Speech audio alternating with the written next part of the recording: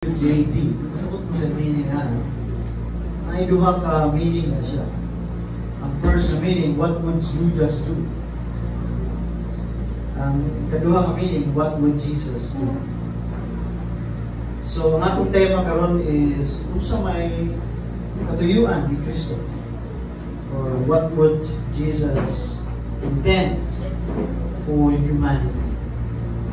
So, kining duha ka storya na atong ibasa kung isa ka sitwasyon na ako ang mahibawaan sa Book of Luke in order to understand further na itungod sa katuyuan sa Diyos na isa tao. And so, sa ato ang passage karon ang klarong gisugyot ni Kristo diri sa atong passage is that niani siya ni kalibutan first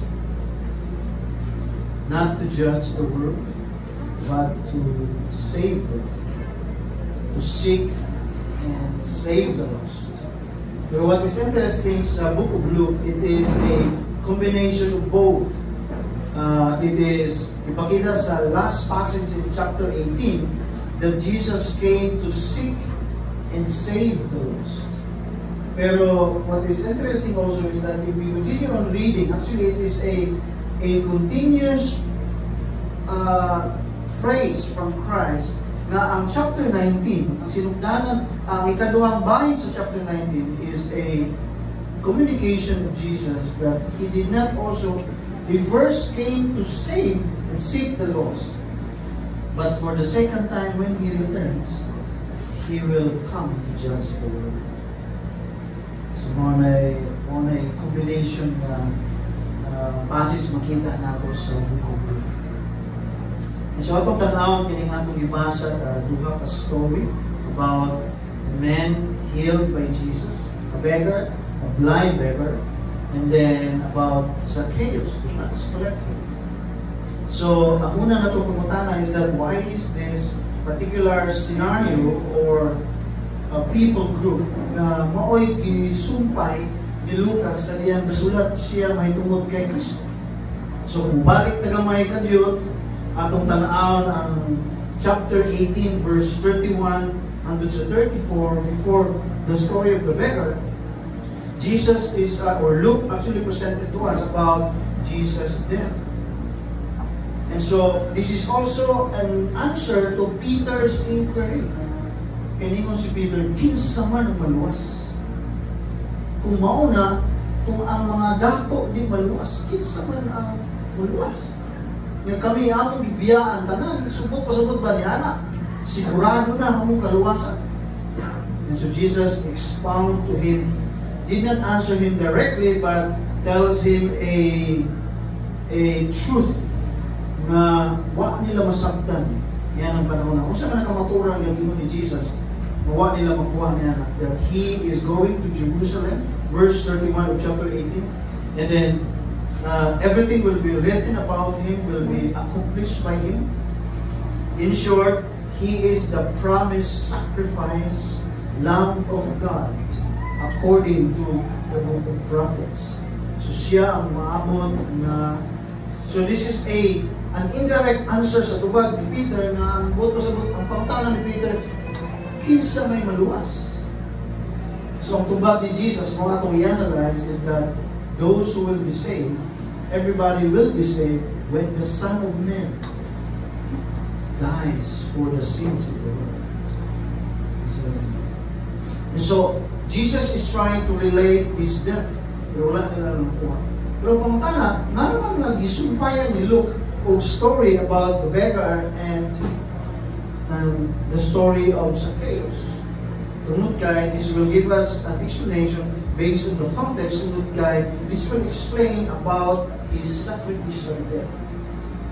Dahil sa katapusan sa passage na pag-ibasa in 19 verse 10, even siya, He came to seek and save the lost. And so that explains His death, the implication of His death. The fulfillment of the prophecy according to Christ is the intention of saving mankind by their sins. So, one implication.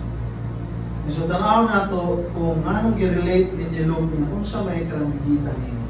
So ipakita ni Lucas today that the implication of his death involves two major people group. Actually, one, sinners. Pero makita nato din na doon ay dua ka category of sinner na i-describe ni Luke. Number one, the poor beggar. And the other side is that the wealthy sinner. Zacchaeus is a wealthy man. So mo nang ipakita diyan sa both extreme. And so therefore, by implication, Jesus came to seek the poor, even the poor, and He also seek the rich. Na I desired na doon sa Ginoo in order for them to be saved. So ipakita ni Lucas din na walay gipili si Jesus. Though na yung mga language si Jesus in the gospel that His heart is closer to the poor, kasi nga, logic will tell us it is because the poor are more interested about His teaching. Pero ang mga dato, hindi sila ingana ka-interesado. Kaya naman, they don't need teachings and advices. Bisan sa atong time, ang mga dato lisod tugluan. Lisod siya lecturan. Wala siya panginanglanon siya kinabuhi. Kinahanglan siya encourage, kinahanglan siya pagkaan of hope. Pero to be honest, kung atong tanaw ng category sa scripture, kitang tanan is considered to be rich in the eyes of Jesus. If we're going to compare our time sa time with Jesus, we are considered to be rich people.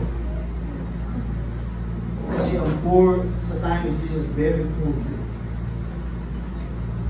So that is why ang entire passage of Luke is directed into that particular people group. And so, first, nakita natin kung naidwa ang extreme presentation si Lucas mahitulog sa kind of sinners na gustong luwason sa Ginoo. He is the poor beggar and the rich man, Zacchaeus. And so, ang pangutangan, ano man na considered to be sinner for beggar? Kay Jewish people group, ano na sila mentality na kung matawag ka nga buta o niya publika, meaning na isilutan ka sa iyo. If you read John chapter 9, mo na istorya may tungkol. Ang pangutanan nila, 15 na sana. Ang inahan o siya, hindi pa katao siya buta. So, doon sila nga ng classic mentality. So therefore, if you are a beggar, poor, and then at the same time, ano na kay physical disability, kung naka sa Jewish community, you are considered to be cursed, having not the favor of God. That is why, in this particular story, gibadlong ang buta.